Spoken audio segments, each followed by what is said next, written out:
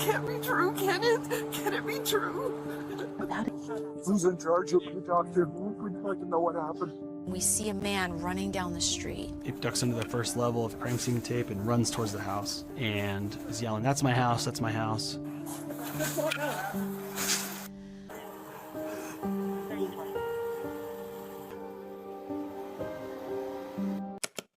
This idiot! Who is fake crying here? Don't let him fool you. He's one of the most evil humans I've ever come across. The message was never sent. On Christile Krug's phone, investigators would later find a draft addressed to the detective she planned to meet that morning. "I can't do this anymore. I confess. I've had an affair for 18 months. We framed Anthony and pushed it on Dan. I just broke up with my boyfriend and we're coming to the station to give statements. Be there in 30 minutes. 1 minute after the second unsent message, this one meant for her brother, her phone powered off. At 8:24 a.m, the only active security camera on the property recorded her husband, Daniel Krug, backing out of the driveway and heading to work. At 8:56 a.m, a final text was delivered from Christile's phone to Dan's, a routine message asking him to pick up their daughter later that day. By the time police arrived at the house on Promontory Loop in Broomfield, Colorado, Christile was already dead. Christile Krug was 43, a project manager at a large technology company in Boulder and a mother of 3. She was methodical, disciplined, and meticulous, traits that showed not only in her career, but in how she documented the nightmare that had been unfolding for months. Since early October, she had been receiving messages from a man who identified himself as an ex-boyfriend from college, someone she'd not seen in over 2 decades. The texts and emails began as unwanted contact and escalated into graphic threats. She logged everything: phone numbers, email addresses, dates, times, and the exact wording of each message. She changed her routines. She shared her location with family. She installed new security cameras around the house.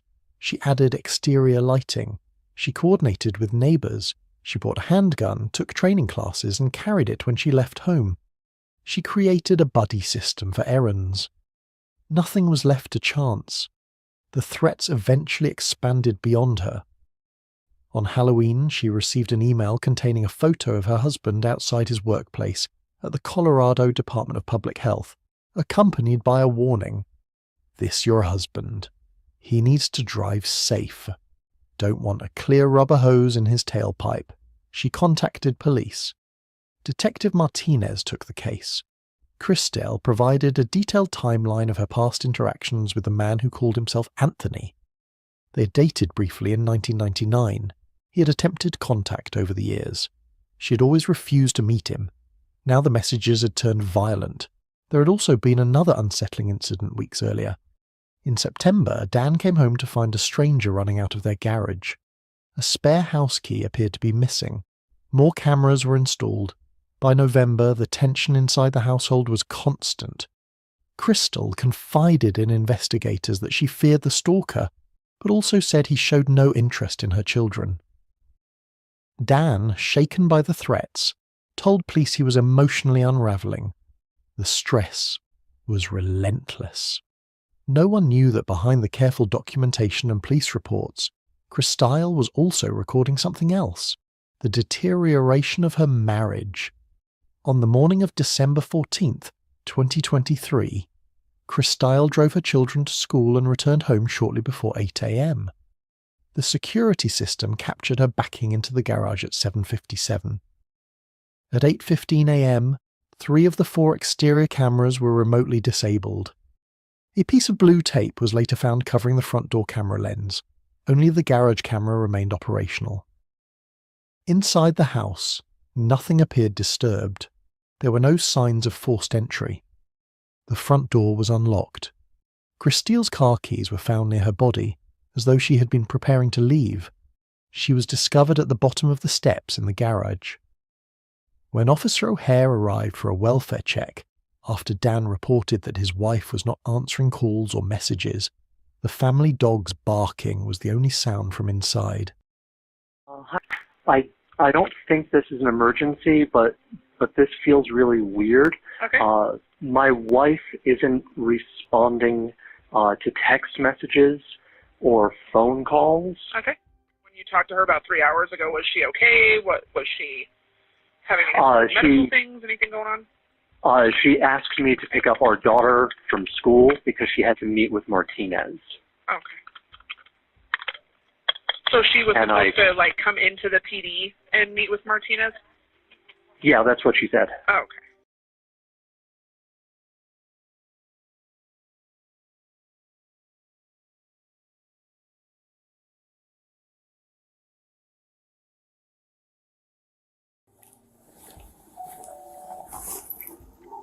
Hello. Oh, I'm their neighbor, and they called and they're like, "Can you go see if she'll answer this?" Oh yeah, he sent us as well. So Yeah, I'm like, just next door. Yeah. Okay. All right, well, you got this. All righty, man. Appreciate it.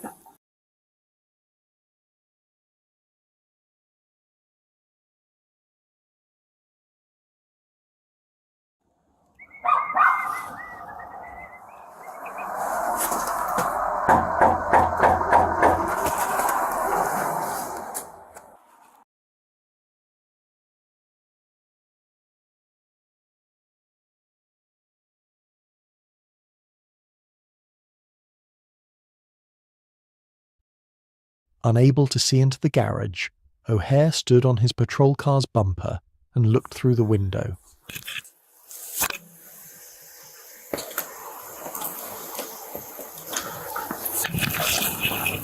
Chris Stile lay on the concrete floor, bleeding and unresponsive. Paramedics initially believed she had fallen and suffered head trauma, but when they cut open her shirt to apply defibrillator pads, they found a single stab wound above her heart. The medical examiner later identified 3 separate points of impact to the back of her head. No weapon was found. Her concealed carry handgun was still in her purse. There were no defensive wounds, no obvious struggle. The rest of the home appeared orderly. Whoever attacked her had surprised her, and had time. As detectives secured the scene, they learned about the stalking case and Chris Steele's scheduled meeting with Detective Martinez that morning. They also noted something else. The security system had not failed. It had been manually shut down. Reviewing the footage, investigators saw Crystal leave with the children before 8 a.m. and return alone. At 8:15, the cameras went dark. At 8:24, Dan's car left the driveway. No one else was seen approaching the house. On Chris Steele's phone, police found 2 unsent messages. One, to Martinez, claimed she'd been in an 18-month affair and that she and her boyfriend had staged the stalking. Another, to her brother, repeated the admission and begged him to stop Dan from pressing charges. 1 minute later, the phone went dead. Digital analysis revealed the final detail. The 8:56 a.m. text sent to Dan was scheduled earlier. Chris Steele's phone was already inactive, making it appear she was still alive after he had left. That afternoon, Detective Martinez received the long-awaited results of search warrants on the threatening messages. The man identified as Anthony was located in Utah. Officers confirmed he had been at work until late the night before and was shopping with his wife the morning Chris Steele was killed. Store cameras, license plate readers, and witness statements verified his alibi. He had not been in Colorado. Then the digital trail turned inward. The IP addresses behind multiple emails and phone numbers used to stalk Chris Steele traced back to the Colorado state government network in Greenwood Village, Dan Krug's workplace. Investigators also discovered that the burner phones used in the harassment had been purchased with gift cards. Location data placed Dan's personal phone at the stores when those purchases were made. His search history from the night before the murder raised further alarms. How hard would you have to hit someone on the head to make them unconscious? How durable is the human head to withstand trauma? How hard a hit for head trauma to go unconscious? Security footage showed no one entering or leaving the Krug home that morning. If Chris Steele was attacked, her killer was already inside. 2 days later, on December the 16th, Dan Krug was arrested in a grocery store parking lot. In his pocket, officers found a handwritten note to his mother claiming he had been lied to, used, and was innocent. He was charged with first-degree murder, 2 counts of stalking, and criminal impersonation. Searches of his laptop, phone, and office uncovered what investigators called a digital trail. A fake stalker, disabled cameras, burner phones, and a scheduled text meant to make it appear Christyle was alive after he left. Her family later revealed she had planned to divorce him, describing him as volatile and manipulative. She no longer trusted him with their children and had been living separately inside the home. There was no physical evidence, no weapon, no blood. The case rested on deception and digital proof. In April 2025, Daniel Krug went to trial. Prosecutors laid out the fabricated stalking, the staged alibi, and the absence of any intruder. The defense argued there was no physical evidence. After 1 day of deliberation, the jury found him guilty on all counts. He was sentenced to life in prison without parole.